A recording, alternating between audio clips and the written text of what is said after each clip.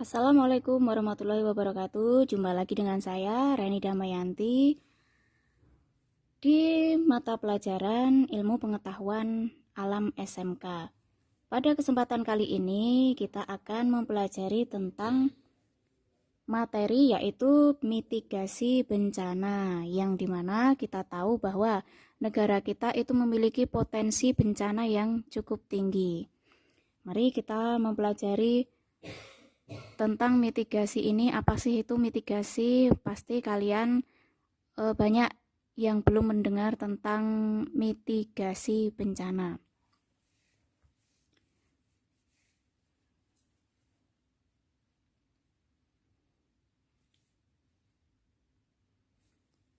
Ada subtema yang kita pelajari. Di sini ada 6 yang nanti kita pelajari satu persatu. Untuk yang pertama, yaitu pengertian mitigasi bencana. Kemudian yang kedua, jenis-jenis mitigasi bencana. Yang ketiga, bahaya dan pengaruh-pengaruh mitigasi bencana. Keempat, kebijakan dan strategi bencana. Kelima, manajemen mitigasi bencana. Dan keenam, prosedur mitigasi bencana. Saya harapkan kalian dapat menonton video ini sampai akhir. Untuk bab pertama yaitu pengertian mitigasi bencana.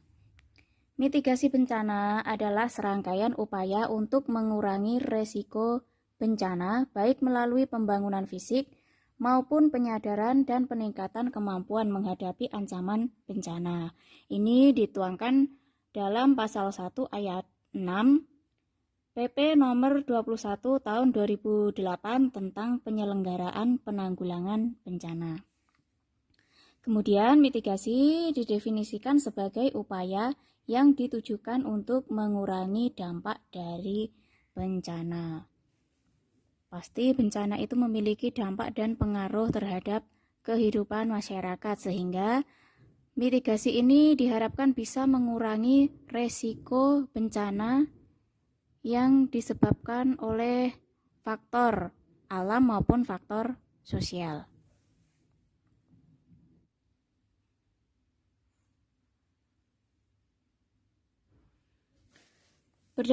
Berdasarkan konteks, dikenal dua macam bencana, yaitu bencana alam dan bencana sosial.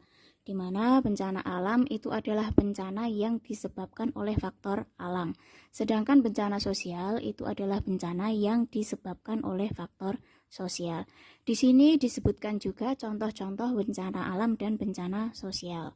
Contoh dari bencana alam yaitu gempa bumi. Yang kita tahu di Indonesia itu ada beberapa daerah yang berpotensi terjadi gempa bumi. Kemudian yang kedua ada tsunami. Di Indonesia itu juga banyak sekali daerah pesisir pantai sehingga juga berpotensi tsunami. Kemudian tanah longsor, ini biasanya terjadi di daerah pegunungan dan gunung meletus. Di Indonesia juga banyak sekali gunung Merapi yang masih aktif. Terus untuk bencana sosial, contohnya ada konflik sosial. Konflik sosial itu biasanya terjadi di masyarakat, konflik antar daerah mungkin ya. Terus kemudian yang kedua ada teror. Yang kita tahu belum lama ini juga banyak kasus teror di negara kita. Terus yang ketiga ada penyakit masyarakat. Misalnya masyarakat tidak menaati peraturan, itu juga termasuk penyakit masyarakat. Kemudian yang keempat ada kemiskinan. Ada 4 hal penting dalam mitigasi bencana. Yang pertama, tersedia informasi dan peta kawasan rawan bencana untuk tiap jenis bencana. 2. Sosialisasi untuk meningkatkan pemahaman dan kesadaran masyarakat dalam menghadapi bencana karena bermukim di daerah rawan bencana. 3. Mengetahui apa yang perlu dilakukan dan dihindari, serta mengetahui cara penyelamatan diri jika terjadi bencana. Keempat, pengaturan dan penataan kawasan rawan bencana untuk mengurangi ancaman bencana.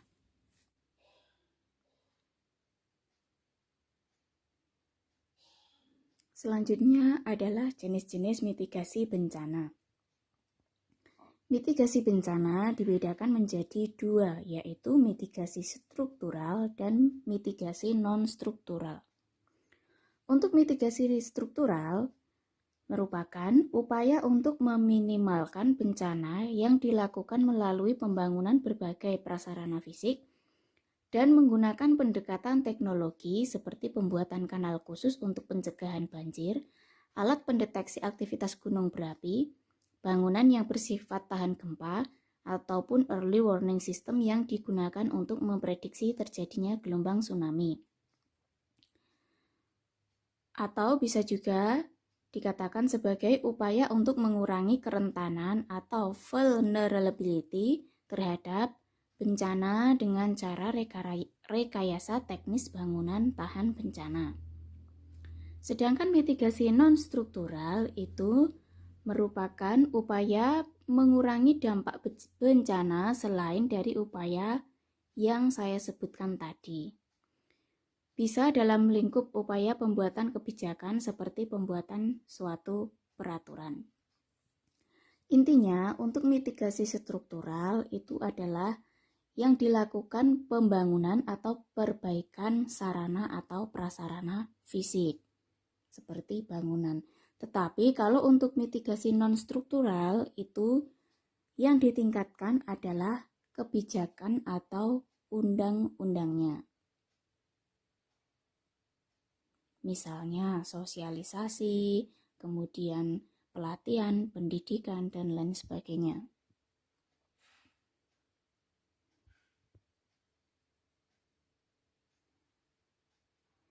Bahaya dan pengaruh-pengaruh mitigasi bencana. Bagian paling kritis dari pelaksanaan mitigasi adalah pemahaman penuh akan sifat bencana. Dalam setiap negara dan dalam setiap daerah, tipe bahaya-bahaya yang dihadapi berbeda-beda. Mitigasi didefinisikan sebagai upaya yang ditujukan untuk mengurangi dampak dari bencana. Nah, ini kenapa kok setiap negara itu memiliki tipe bahaya yang berbeda? Karena setiap negara itu memiliki mitigasi bencana yang berbeda-beda. Tergantung dari kesiapan negara tersebut. Untuk yang negara maju, mitigasi bencananya lebih tinggi dibandingkan dengan negara yang masih berkembang. Pengaruh dari bahaya-bahaya yang mungkin muncul dan kerusakan yang mungkin diakibatkan tergantung pada apa yang ada di daerah itu. Untuk yang daerah padat penduduk, pastinya memiliki bahaya yang lebih tinggi dibandingkan dengan daerah yang penduduknya itu kurang padat atau mungkin yang tidak ada penduduknya. Kemudian pemahaman dari bahaya-bahaya alam dan proses-proses yang menyebabkan bahaya-bahaya itu adalah tanggung jawab dari para ahli seismologi, vulkanologi, klimatologi, hidrologi, dan para ilmuwan lainnya. Karena para ilmuwan ini yang bisa memprediksi adanya bencana tersebut. Misalnya klimatologi. Klimatologi itu sudah mengamati cuaca di suatu daerah sehingga bisa mengetahui apakah daerah ini akan dilanda angin topan misalnya. Nah, itu untuk mengantisipasi, Badan Klimatologi bisa menginformasikan kepada masyarakat akan adanya angin topan tersebut sehingga dapat mengurangi dampak dari bencana tersebut.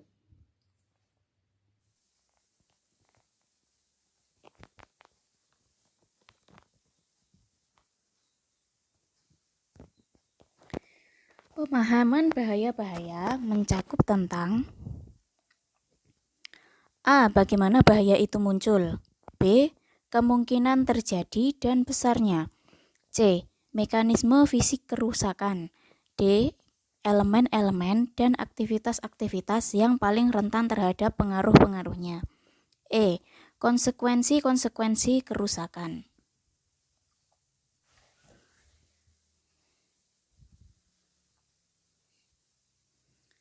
Kebijakan dan strategi mitigasi bencana.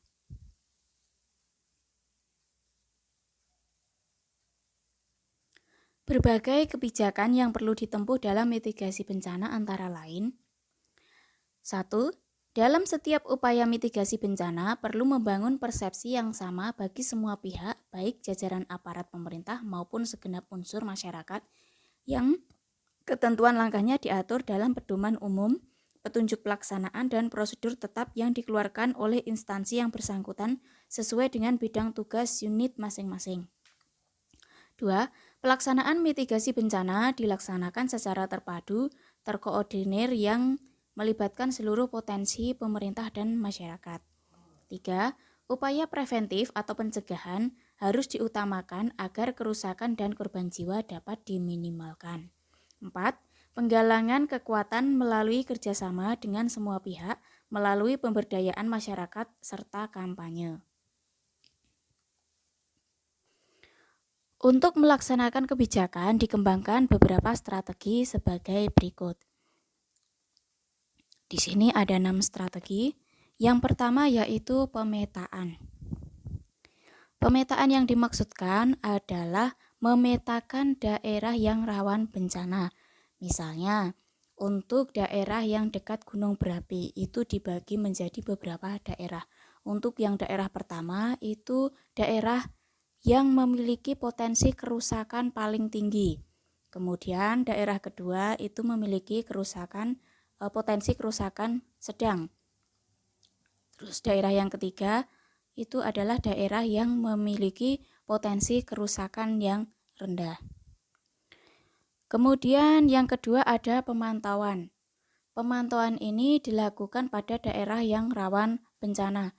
Misalnya pada suatu daerah itu memiliki potensi rawan bencana longsor. Nah, di situ pada saat musim penghujan, sebaiknya pemerintah atau stakeholder yang ada itu melakukan pemantauan terhadap daerah tersebut. Kemudian yang ketiga, penyebaran informasi. Contohnya misalnya Badan Klimatologi itu sudah menyebarkan informasi cuaca setiap hari di suatu daerah. Kemudian yang keempat, sosialisasi dan penyuluhan. Sosialisasi ini dilakukan kepada seluruh masyarakat sampai tingkat desa. Kemudian yang kelima, peringatan dini. Misalnya pada suatu daerah di pesisir pantai itu mengalami gempa bumi. Nah, di situ juga harus dipantau apakah itu berpotensi tsunami atau tidak. Jika gempa bumi tersebut berpotensi tsunami, maka harus ada peringatan dini kepada masyarakat sekitar pesisir untuk segera mengungsi ke tempat yang lebih tinggi. Kemudian yang terakhir ada pelatihan atau pendidikan. Pelatihan ini diharapkan bisa melatih masyarakat untuk dapat berperan serta dalam mitigasi bencana. Contoh dari pendidikan itu yang kalian lakukan sekarang, jadi kalian mendapatkan materi mitigasi bencana itu sudah termasuk ke dalam pendidikan mitigasi bencana.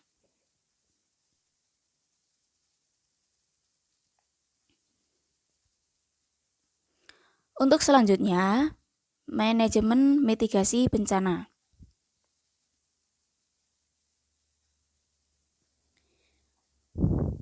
Berikut merupakan manajemen mitigasi bencana. Yang pertama, penguatan institusi penanganan bencana. Meningkatkan kemampuan tanggap darurat. Meningkatkan kepedulian dan kesiapan masyarakat pada masalah-masalah yang berhubungan dengan resiko bencana. Meningkatkan keamanan terhadap bencana pada sistem infrastruktur dan utilitas. Meningkatkan keamanan terhadap bencana pada bangunan strategis dan penting. Meningkatkan keamanan terhadap bencana daerah perumahan dan fasilitas umum.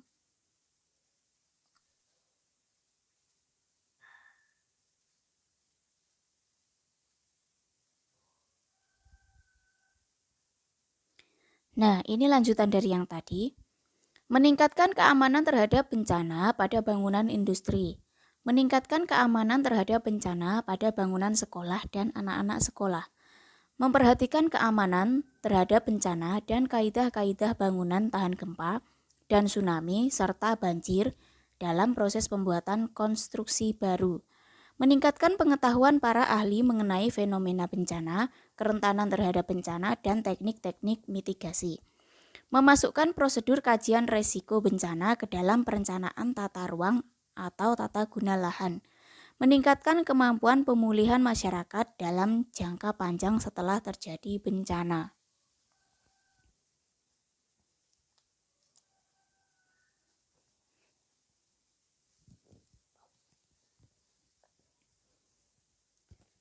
Prosedur mitigasi bencana. Prosedur mitigasi bencana ini dibedakan menjadi tergantung dari jenis bencana tersebut. Jadi setiap bencana itu memiliki cara atau mitigasi yang berbeda-beda. Yang pertama, mitigasi bencana banjir. Pengawasan penggunaan lahan dan perencanaan lokasi untuk menempatkan fasilitas vital yang rentan terhadap banjir pada daerah yang aman. Penyesuaian desain bangunan di daerah banjir harus tahan terhadap banjir dan dibuat bertingkat. Pembangunan infrastruktur harus kedap air. Pembangunan tembok penahan dan tanggul di sepanjang sungai, tembok laut sepanjang pantai yang rawan badai atau tsunami akan sangat membantu untuk mengurangi bencana banjir.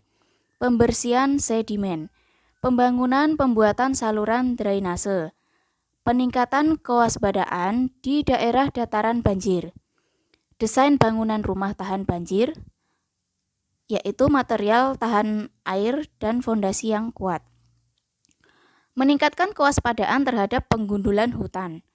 Pelatihan tentang kewaspadaan banjir seperti cara penyimpanan atau pergudangan perbekalan, tempat istirahat atau tidur di tempat yang aman atau daerah yang tinggi.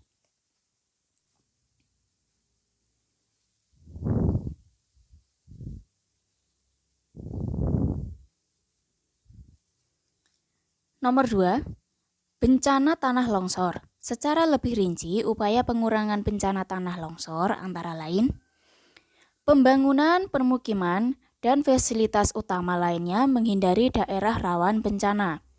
Menyarankan relokasi. Menyarankan pembangunan pondasi tiang pancang untuk menghindari bahaya liquefaction atau pergerakan tanah. Menyarankan pembangunan pondasi yang menyatu untuk menghindari penurunan yang tidak seragam atau differential settlement. Menyarankan pembangunan utilitas yang ada di dalam tanah harus bersifat fleksibel. Mengurangi tingkat keterjalan lereng.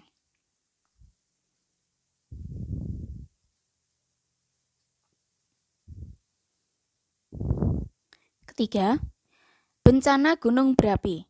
Secara lebih rinci, upaya pengurangan bencana gunung api antara lain perencanaan lokasi pemanfaatan lahan untuk aktivitas penting harus jauh atau di luar dari kawasan rawan bencana.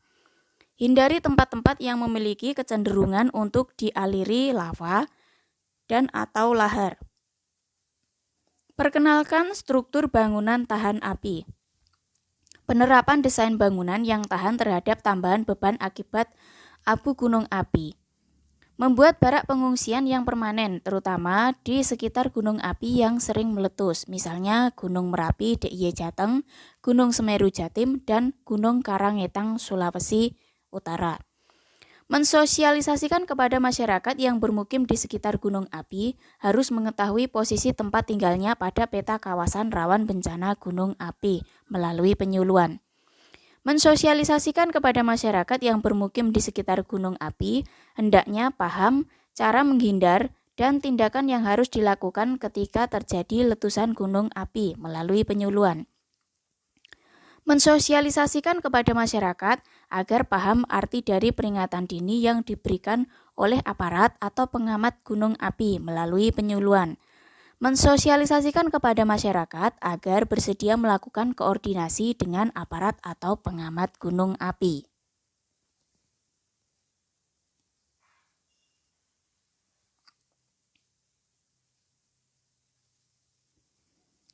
Keempat, bencana gempa bumi. Secara lebih rinci, upaya pengurangan bencana gempa bumi antara lain memastikan bangunan harus dibangun dengan konstruksi tahan getaran atau gempa.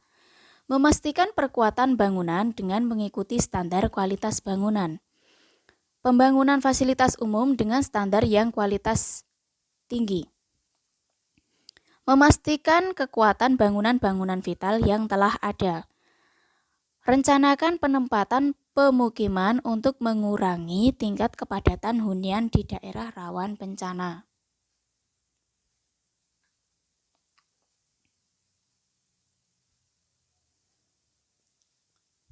Kelima, bencana tsunami. Secara lebih rinci, upaya pengurangan bencananya antara lain peningkatan kewaspadaan dan kesiapsiagaan terhadap bahaya tsunami. Pendidikan kepada masyarakat tentang karakteristik dan pengenalan bahaya tsunami. Pembangunan Tsunami Early Warning System. Pembangunan tembok penahan tsunami pada garis pantai yang beresiko. Penanaman mangrove serta tanaman lainnya sepanjang garis pantai meredam gaya air tsunami. Pembangunan tempat-tempat evakuasi yang aman di sekitar daerah pemukiman. Tempat atau bangunan ini harus cukup tinggi dan mudah diakses untuk menghindari ketinggian tsunami.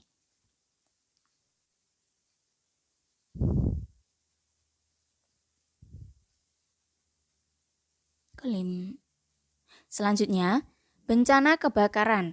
Secara lebih rinci, upaya pengurangan bencana hanya antara lain pembuatan dan sosialisasi kebijakan pencegahan dan penanganan kebakaran. Peningkatan penegakan hukum. Pembentukan pasukan pemadaman kebakaran, khususnya untuk penanganan kebakaran secara dini. Pembuatan waduk-waduk kecil, bak penampungan air, dan hidran untuk pemadaman api. Melakukan pengawasan pembakaran lahan untuk pembukaan lahan secara ketat.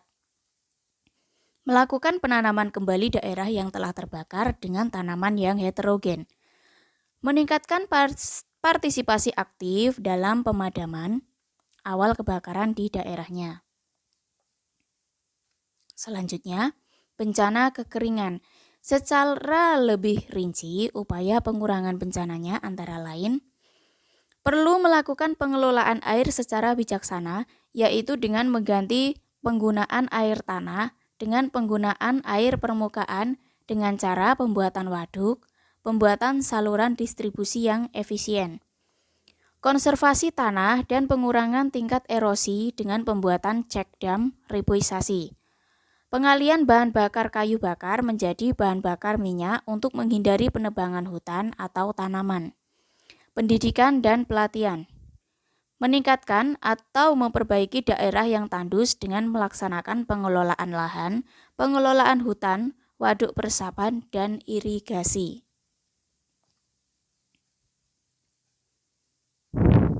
Selanjutnya, bencana angin siklon tropis. Secara lebih rinci, upaya pengurangan bencananya antara lain memastikan struktur bangunan yang memenuhi syarat teknis untuk mampu bertahan terhadap gaya angin. Penerapan aturan standar bangunan yang memperhitungkan beban angin khususnya di daerah yang rawan angin topan. Penempatan lokasi pembangunan fasilitas yang penting pada daerah yang terlindung dari serangan angin topan. Penghijauan di bagian atas arah angin untuk meredam gaya angin.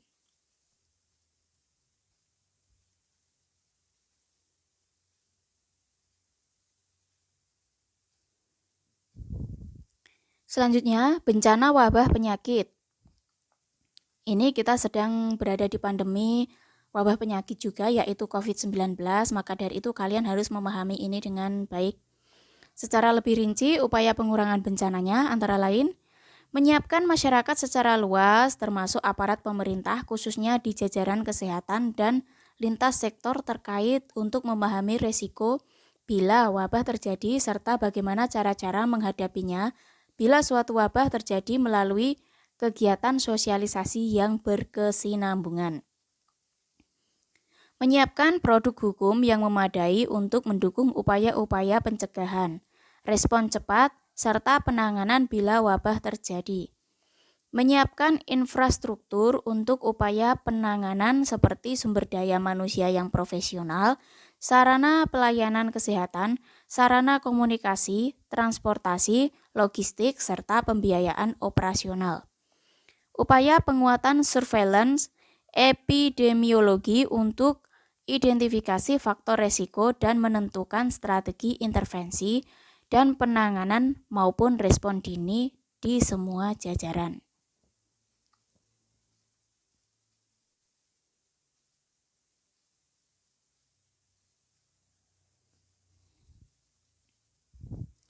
Yang terakhir, yaitu bencana konflik. Secara lebih rinci, upaya pengurangan bencana akibat konflik antara lain mendorong peran serta seluruh lapisan masyarakat dalam rangka memelihara stabilitas ketentraman dan ketertiban. Mendukung kelangsungan demokratisasi politik dengan keberagaman aspirasi politik, serta ditanamkan moral dan etika budaya politik berdasarkan Pancasila dan UUD 1945. Mengembangkan supremasi hukum dengan menegakkan hukum secara konsisten, berkeadilan, dan kejujuran. Meningkatkan pemahaman dan penyadaran, serta meningkatnya perlindungan, penghormatan, dan penegakan HAM. Meningkatkan kinerja aparatur negara dalam rangka mewujudkan aparatur negara yang berfungsi melayani masyarakat, profesional, berdaya guna, produktif, transparan, bebas dari KKN. Itu saja yang bisa saya sampaikan untuk materi mitigasi bencana alam. Untuk selebihnya kalian bisa belajar dari internet, buku, ataupun modul yang ada. Terima kasih, mohon maaf jika ada salah kata, salah tulisan. Saya mohon maaf yang sebesar-besarnya. Sampai jumpa minggu depan. Wassalamualaikum warahmatullahi wabarakatuh.